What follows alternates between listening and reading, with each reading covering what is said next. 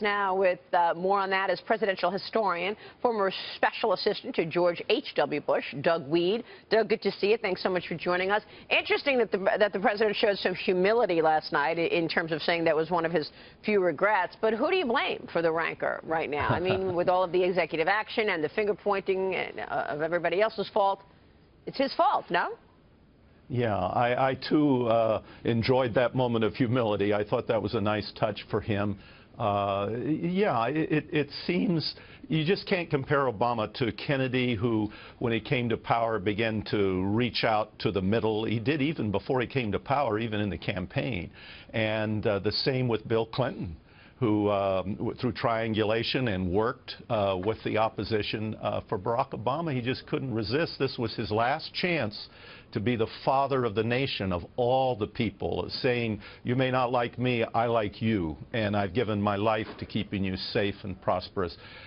He couldn't do it.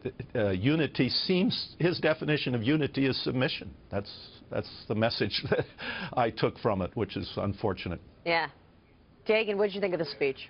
I thought it would be better delivered from Fantasyland at Disney World than from where it was last night. That there was just a disconnect.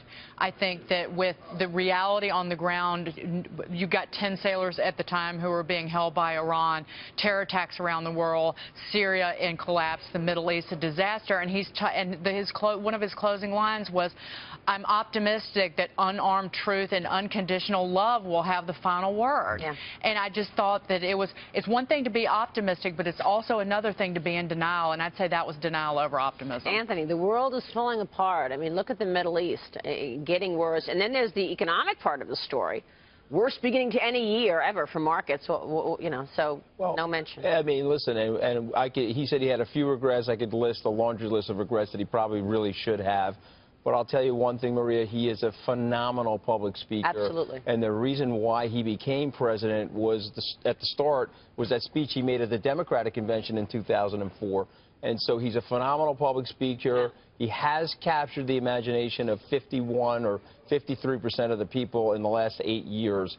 And so if the Republicans want to win the presidency, they need to learn from that, and they need to figure out a more unifying message for the American people. And you wrote a great piece this morning on FoxBusiness.com. Yeah, it's going to be published at 7 a.m. Okay, good. Just talking about the possible bankruptcy and restructuring of the Republican Party.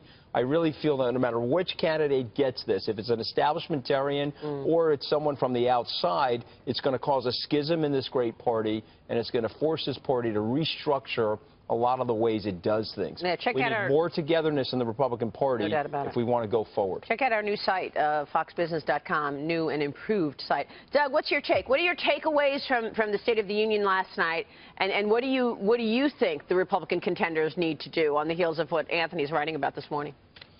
Well, I think the speech fell apart when he got into foreign policy. I just flew in from Moscow last night, and some of my Russian friends were pointing out to me, they said, you know, all through history you'll see heads of state attacking the governments of other people, saying we don't have anything against the Russian people, but your leaders.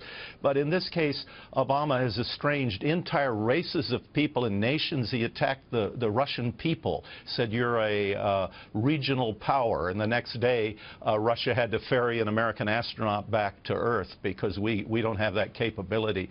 I think the speech fell apart when he got into foreign policy and was kind of trying to force a round peg into a square hole. At one point he even said, which was unforgettable to me, that these terrorist acts don't damage America. They're going to hurt America, and maybe technically that's true. But even the killing of an unarmed black man by a white police officer, that won't undo America. But that's terrible. And the killing of innocent people on American soil by terrorists is terrible. And he's our president.